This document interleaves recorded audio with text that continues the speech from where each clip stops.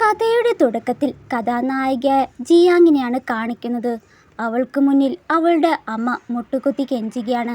എൻ്റെ കൂടെ വീട്ടിലേക്ക് വരാനായി പറഞ്ഞ്. അവിടെ തന്നെ അവളുടെ അച്ഛനവിടെയുണ്ട്. നീ എൻ്റെ രക്തമാണ്, എനിക്ക് മാത്രമേ നിന്റെ മൂല്യം അറിയൂ. ഇതെല്ലാം ക്യാപ്ചർ ചെയ്ത് കുറേയേറെ മാധ്യമങ്ങൾ അവളുടെ വീടിന് മുന്നിലുണ്ട്. പിന്നീട് കാണിക്കുന്നത് ജിയാങ് ഒരു ജ്വല്ലറി ഷോപ്പിൽ നിൽക്കുന്നതാണ്. വിവാഹത്തിനായി ജ്വല്ലറി വാങ്ങാനായിട്ടാണ് വന്നത്. അപ്പോൾ അവൾക്ക് ഒരു ഡയമണ്ട് സെറ്റ് ഇഷ്ടപ്പെട്ടതിനാൽ പാക്ക് ചെയ്യാനായി പറയുന്നു.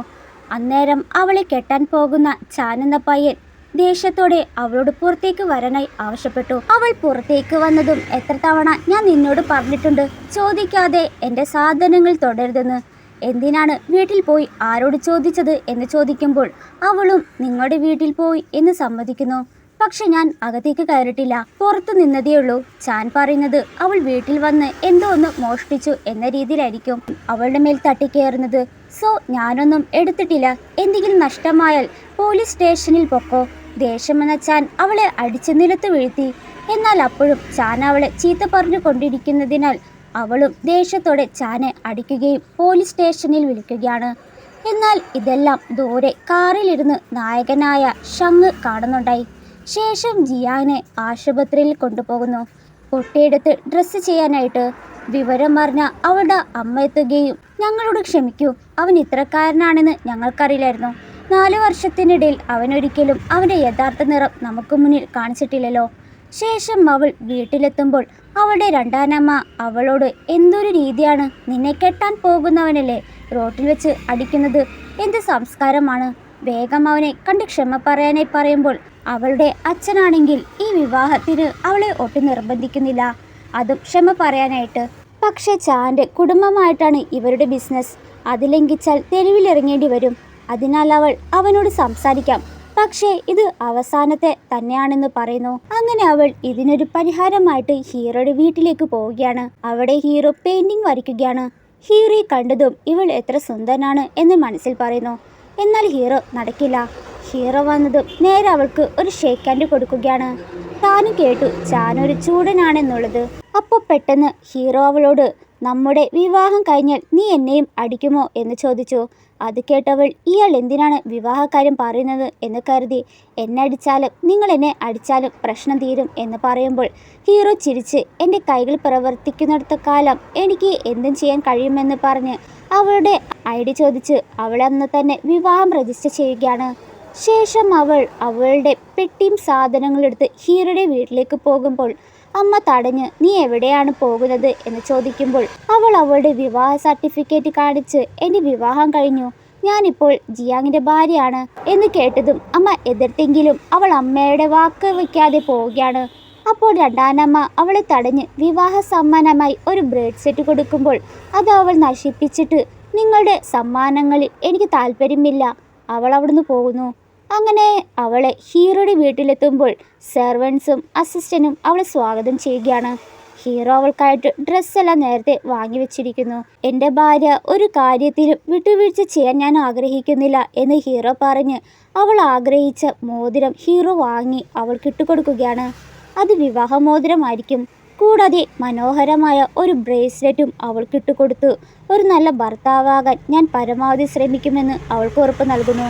അടുത്ത ദിവസം ഹീറോയുടെ കമ്പനിയിലേക്ക് പോവുകയാണ്.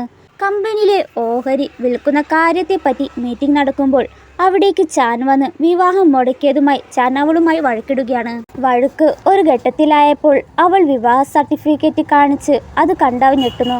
മറുവശത്ത് ഹീറോയുടെ ഓഹരികൾ വാങ്ങാൻ പോകുന്നതിനാൽ ജോ അവളുടെ സുഹൃത്തിനൊപ്പം ഹീറോയിനെ സമീപിക്കുന്നു.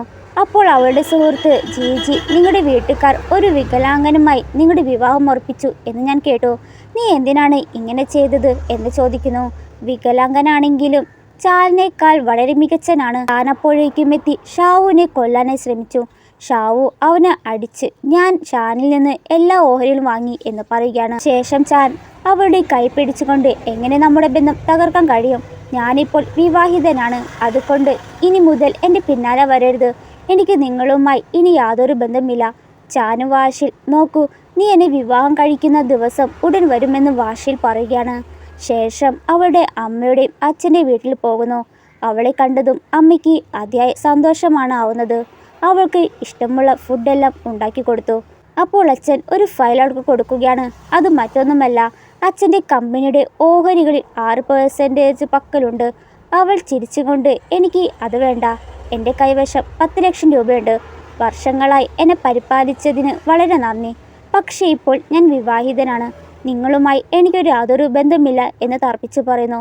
അത് കേട്ട് അവർക്ക് ഷോക്കാണ് ഉണ്ടാക്കുന്നത്.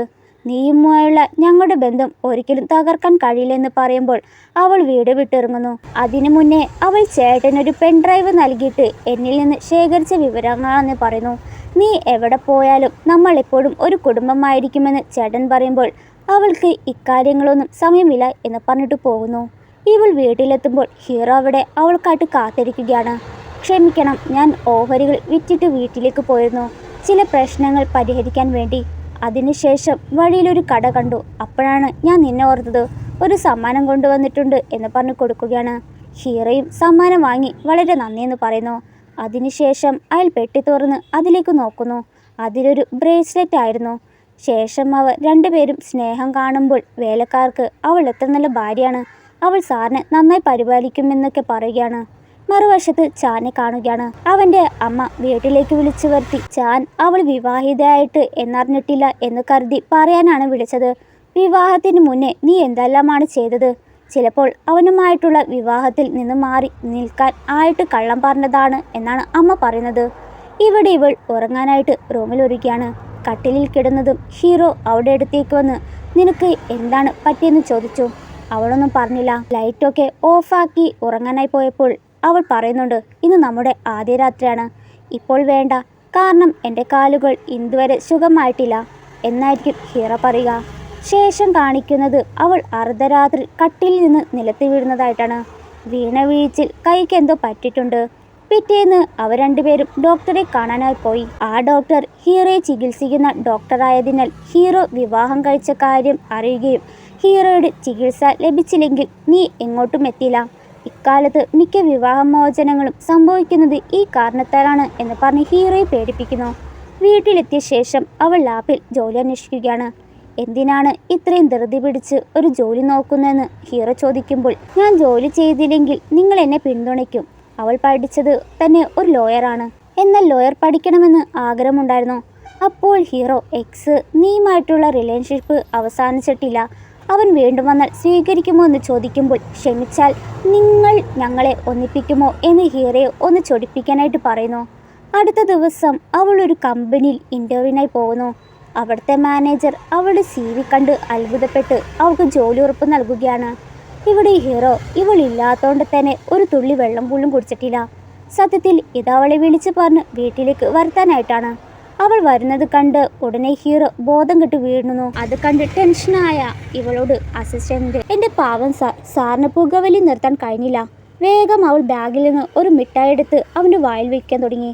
ചെറുതായിട്ട് ബോധം വന്നതുപോലെ ആക്ട് ചെയ്ത് അവിടെ കൈ പിടിക്കുകയാണ്. അത് കണ്ടതും അസിസ്റ്റന്റ് അവിടുന്ന് മുങ്ങി. ശേഷം അവർ ഒരുമിച്ച് അത്താഴം കഴിക്കുമ്പോൾ സെർവൻ്റ് മരുന്ന് കൊണ്ടുവരികയാണ്. എന്നാൽ ഹീറോയ്ക്ക് ആ മരുന്ന് കുടിക്കുന്നില്ല. കാരണം നടക്കാൻ കഴിയാത്തതുകൊണ്ട് കഴിക്കുന്ന ഭക്ഷണം ശരിയായി ദഹിക്കുന്നില്ല. സോ അവൾ ഹീറോയെ നിർബന്ധിച്ചായിരിക്കും കുടിപ്പിക്കുക. ആ സമയത്ത് തന്നെ അവൾക്കൊരു കോൾ വരികയാണ്, അതും ഓഫീസിൽ നിന്ന്. ഹീറോയോട് യാത്ര പറഞ്ഞു ഓഫീസിലെത്തുമ്പോൾ കമ്പനി അഡ്വർടൈസ്മെന്റിനായി വിളിച്ച നടി ഇരട്ടി പ്രതിഫലം ആവശ്യപ്പെടുന്നു.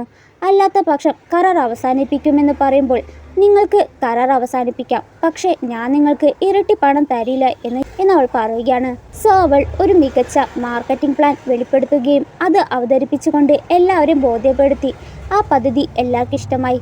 ജോലിയെല്ലാം കഴിഞ്ഞ് വീട്ടിലെത്തുമ്പോൾ ഹീറോ ഉറങ്ങി കാണില്ല, കാത്തിരിക്കുകയായിരിക്കും. ഹീറോയുടെ ഈ അവസ്ഥയിൽ അവൾക്ക് സഹായിക്കാൻ പറ്റാത്തതിനാൽ അവൾക്ക് നല്ല വിഷമമുണ്ട്. രാവിലെ ഹീറോ ഉണരുമ്പോൾ അവൾ നേരത്തെ തന്നെ ഓഫീസിൽ പോയി കഴിഞ്ഞു. പിറ്റേ ദിവസം ഓഫീസിൽ നല്ല തിരക്കായതിനാൽ ഒന്നിനെക്കുറിച്ചും അവൾക്ക് താല്പര്യമില്ല. രാവിലെ നേരത്തെ പോയി രാത്രി വൈകിട്ട് തിരിച്ചെത്തും. മറുവശത്ത് ഹീറോ നിൽക്കാനായി ശ്രമിക്കുകയാണ്. ജോലി കഴിഞ്ഞ് ക്ഷീണത്തിൽ അവൾ വീട്ടിലെത്തുമ്പോൾ ഹാളിലായിരിക്കും ഉറങ്ങുക. അത് കണ്ടുവന്ന ഹീറോ അവളെ തൂക്കിയെടുത്ത് റൂമിൽ കിടത്തി. എന്നാൽ ഇത് അവളുടെ സ്വപ്നം കൂടിയായിരുന്നു. അങ്ങനെ അവൾ മുൻകൈയെടുത്ത് മേക്കപ്പ് ഉൽപ്പന്നങ്ങൾക്കായി ഒരു പരസ്യ വീഡിയോ നിർമ്മിക്കുന്നു. അത് മിനിറ്റിനുള്ളിൽ വൈറലാവുകയാണ്. കൂടാതെ മേക്കപ്പ് പ്രോഡക്റ്റുകൾ സ്റ്റോക്കിൽ നിന്ന് തീർന്നു. അതിനുള്ള എല്ലാ ക്രെഡിറ്റും മാനേജർ അവൾക്ക് നൽകി. സ്ഥലമാറ്റം നൽകേണ്ടി വന്നു. ശേഷം അവൾ ചാൻ്റെ കാമുകിയെ കാണുകയാണ്. ചാനിപ്പോൾ വല്ലാത്ത മാനസികാവസ്ഥയിലാണ്. സോ അവനിൽ നിന്ന് രക്ഷപ്പെട്ട് ഇവളെ പിന്തുണയ്ക്കുകയും അഭിമാനിക്കുകയും ചെയ്യുന്നു. അങ്ങനെ ജോലിയിൽ സ്ഥാനമാറ്റത്തെക്കുറിച്ച് ഹീറോയോട് പറയുകയും അന്ന് രാത്രിയിലത്തെ അത്താഴം അവർ ഒരുമിച്ചായിരിക്കും കഴിക്കുക. പിറ്റേന്ന് അവൾ ഓഫീസ് വർക്ക് ചെയ്യുമ്പോൾ അവളെ കാണാനായി ആരോ വന്നിരിക്കുന്നതായി പറയുന്നു. ഇവളും ചെന്ന് നോക്കുമ്പോൾ അത് ചാനാണ്. ബൊക്കയുമായി വന്ന് ആദ്യം ക്ഷമ പറഞ്ഞിട്ട് ഞങ്ങളുടെ കമ്പനി മുങ്ങുകയാണ്, അത് മുങ്ങട്ടെ, എനിക്ക് പ്രശ്നമില്ല എന്നായിരിക്കും അവൾ പറയുക. ദേഷ്യത്തോടവൻ ശരി, ഞാൻ നിനക്ക് തന്ന എല്ലാ സമ്മാനങ്ങളും നിന്റെ വീട്ടിലുണ്ട്, അവ തിരിച്ചു തന്നേക്ക്. അതിനാൽ അവൾ ഹീറോയുടെ അസിസ്റ്റന്റിനെ കൂട്ടിയായിരിക്കും പോവുക. ഗിഫ്റ്റ് എല്ലാം എടുക്കുമ്പോൾ ചാൻ ആ ചാൻസ് യൂസ് ചെയ്ത് റൂമിന്റെ വാതിലടിച്ച് അവളെ ഉപദ്രവിക്കാനായി ശ്രമിച്ചു. ഇക്കാര്യം അസിസ്റ്റന്റ് വേഗം ഹീറോയെ വിളിച്ചു പറഞ്ഞു. കാര്യം പറഞ്ഞ ഹീറോ വേഗം അവിടെ എത്തുമ്പോൾ അവൾ ചാന് നല്ല രീതിയിൽ അടിക്കുന്നതാണ്. ഇപ്പോൾ ഹീറോയുടെ കാലിന് കുഴപ്പമില്ല. വേഗം അവളെ ഹോസ്പിറ്റലിൽ എത്തിച്ചു. ഡോക്ടർ പറയുന്നത് അവളുടെ ഇപ്പോഴത്തെ മാനസികാവസ്ഥ നോക്കുമ്പോൾ സൈക്കോളജിസ്റ്റിനെ കാണിക്കാനായിട്ട് പറയുകയാണ്. ചാൻ ഐസിയിലാണ്. അവൻ ഇപ്പോഴും ജീവിച്ചിരിപ്പുണ്ട്. അവൻ മരിച്ചാൽ അതൊരു ചെറിയ പ്രശ്നമായേക്കാം. വ്യക്തിപരമായി എന്തെങ്കിലും കാര്യത്തിൽ വിട്ടുവീഴ്ച ചെയ്യുന്നതാണ് നല്ലതെന്ന് അസിസ്റ്റന്റ് പറയുമ്പോൾ എനിക്ക് വ്യക്തിപരമായി ഒരു ഒത്തുതീർപ്പും വേണ്ട, എന്ത് സംഭവിച്ചാലും അത് കോടതിയിൽ കാണാമെന്നാണ് ഹീറോ പറയുന്നത്. പിറ്റേന്ന് അവളുടെ മൈൻഡ് റിലാക്സ് ആക്കാനായി ഹീറോ അവളുടെ കൂടെ കമ്പനിയിൽ പോകുന്നു. മാനേജർ കണ്ട് അവളുടെ ഭർത്താവിനെ കണ്ട് ഞെട്ടി. അങ്ങനെ അവൾ അവളുടെ നാട്ടിലെത്തി മുത്തശ്ശി കാണാനായി ഹോസ്പിറ്റൽ വരുന്നു. അപ്പോഴാണ് മുത്തശ്ശി മരിച്ച കാര്യം അറിയുന്നത്. സോ മുത്തശ്ശിയുടെ ശവക്കുഴിയിലേക്ക് പോയി പൂക്കൾ വെച്ച് മുത്തശ്ശിയോട് മുത്തശ്ശി പോയതിനു ശേഷം കുടുംബം മുഴുവൻ തകർന്നെന്നും പറഞ്ഞിട്ട് പോകുന്നു. ഇതെല്ലാം അവളുടെ ചേട്ടൻ കാണുന്നുണ്ടായി. അതിനുശേഷം അവൾ ഒരു മനഃശാസ്ത്രജ്ഞനെ കാണുന്നു. ആ ഒരു ഇൻസിഡന്റിനെ തുടർന്ന് അവളിപ്പോൾ മാനസിക രോഗത്തെ അടിമയാണ്. അവൾ ആരോടെങ്കിലും ശാരീരികമായി ഇടപെടാൻ ശ്രമിച്ചാൽ അവൾ രോഗിയാകും, പരിഭ്രാന്തിയാകും ചെയ്യും. സ്വയം നിർമ്മിച്ചില്ലെങ്കിൽ ഒന്നും സംഭവിക്കില്ല. അവളായിട്ട് സ്വയം മാറ്റാനായിട്ട് പറയുകയാണ്. അതെല്ലാം കഴിഞ്ഞ് ഇറങ്ങുമ്പോൾ ചേട്ടനെ കാണുന്നു. നീ ഇവിടെ വരാൻ തക്കവണ്ണം ഞങ്ങളെ ഇത്രയധികം വെറുക്കുമെന്ന് ഒരിക്കലും കരുതില്ല എന്നായിരിക്കും ചേട്ടൻ പറയുക. അവൾ കരഞ്ഞുകൊണ്ട് എല്ലാത്തിനും ക്ഷമ പറഞ്ഞ് രണ്ടുപേരും കെട്ടിപ്പിടിക്കുന്നു. എന്നാൽ ഇതെല്ലാം ഹീറോയുടെ ഫ്രണ്ട് കാണുകയും അവളെ തെറ്റായി കണ്ട് അവളുടെ ഫോട്ടോ നേരെ ഹീറോയ്ക്ക് അയക്കുന്നു. അത് കാണുന്ന ഹീറോ വളരെ അസ്വസ്ഥയാകുകയും അവൾ തന്നെ ചതിക്കുകയാണെന്ന് ഹീറോ ചിന്തിച്ചു. അവളും അമ്മയുടെയും അച്ഛൻ്റെയും ഇടയിലുണ്ടായ പ്രശ്നങ്ങളെല്ലാം സോൾവ് ആക്കുകയാണ്. ഇവിടെ ഇയാൾ ബാറിൽ ഫ്രണ്ട്സിനൊപ്പം ഇരിക്കുമ്പോൾ അതേ ബാറിൽ അവളുടെ ചേട്ടനും വന്നിട്ടുണ്ടാകും. ഫ്രണ്ട്സ് അവളുടെ ചേട്ടൻ ആരാണെന്ന് വ്യക്തമായി പറയുമ്പോഴാണ് ഇവന് തെറ്റുപറ്റിപ്പോയ കാര്യം അറിയുന്നത്. വേഗം ഹീറോയ്ക്ക് മെസ്സേജ് അയച്ചു. ഇന്ന് തന്ന ഫോട്ടോയിൽ അത് മറ്റാരുമല്ല ചേച്ചിയുടെ ചേട്ടനായിരുന്നു എന്നറിയിക്കുന്നു. സത്യം പറഞ്ഞ ഹീറോ അവളുടെ വീട്ടിൽ പോയി അമ്മയോടും അച്ഛനോടും നല്ലൊരു ബന്ധം സ്ഥാപിച്ചെടുക്കുകയാണ്. ഹീറോയ്ക്ക് അവളിൽ മേലുള്ള എല്ലാ തെറ്റിദ്ധാരണയും മാറുന്നു. അങ്ങനെ അവർ ഒരുമിച്ച് മുത്തശ്ശിയുടെ ശവക്കുടിയിൽ പോയി. പോകാൻ നേരത്ത് അവളുടെ അമ്മ കരുതിയത് ഹീറോ ഒരിക്കലും അവൾക്ക് സന്തോഷകരമായ ജീവിതം നയിക്കില്ല എന്നാണ് കരുതിയത്. പക്ഷേ അവർക്ക് തെറ്റിപ്പോയി എന്ന് പറയുമ്പോൾ എൻ്റെ ഭർത്താവാണ് ഏറ്റവും നല്ല ഒരാൾ, എനിക്കത് നേരത്തെ തന്നെ അറിയാമായിരുന്നു, അതുകൊണ്ടാണ് ഞാൻ അദ്ദേഹത്തെ വിവാഹം കഴിച്ചെന്ന് പറയുന്നു. അങ്ങനെ അവളുടെ കഠിനാധ്വാനത്തിന് കമ്പനിയിൽ നിന്ന് അവൾക്കൊരു അവാർഡ് ലഭിക്കുന്ന തരത്തിൽ വളർന്ന് അവൾ വേദിയിലേക്ക് കയറി എല്ലാവർക്കും നന്ദി പറഞ്ഞു. ഇത്രയും ദൂരം എത്തിയതിൽ എനിക്ക് വളരെ സന്തോഷമുണ്ട്. ഇവിടെ എത്തുന്നത് എനിക്ക് എളുപ്പമല്ലായിരുന്നു. എൻ്റെ ജീവിതത്തിൽ എന്നെ വളരെയധികം പിന്തുണച്ച ഒരൊരു വ്യക്തി അത് മറ്റാരുമല്ല, എൻ്റെ ഭർത്താവാണ്. എന്നിട്ട് ഹീറോയുടെ അടുത്തേക്ക് വന്ന് എല്ലാവരുടെ മുന്നിൽ വെച്ച് നീ എന്നെ വിവാഹം കഴിക്കുമോ എന്ന് ചോദിച്ച് പ്രപ്പോസ് ചെയ്യുന്നു. ഹീറോയും അതേന്ന് പറഞ്ഞ് അവർ രണ്ടുപേരും പരസ്പരം കെട്ടിപ്പിടിക്കുകയാണ്. ഈ ഒരു സന്തോഷ നിമിഷത്തിൽ ഈ ഡ്രാമ അവസാനിക്കുന്നു. ഇഷ്ടപ്പെട്ടെങ്കിൽ ലൈക്ക് ചെയ്യണം.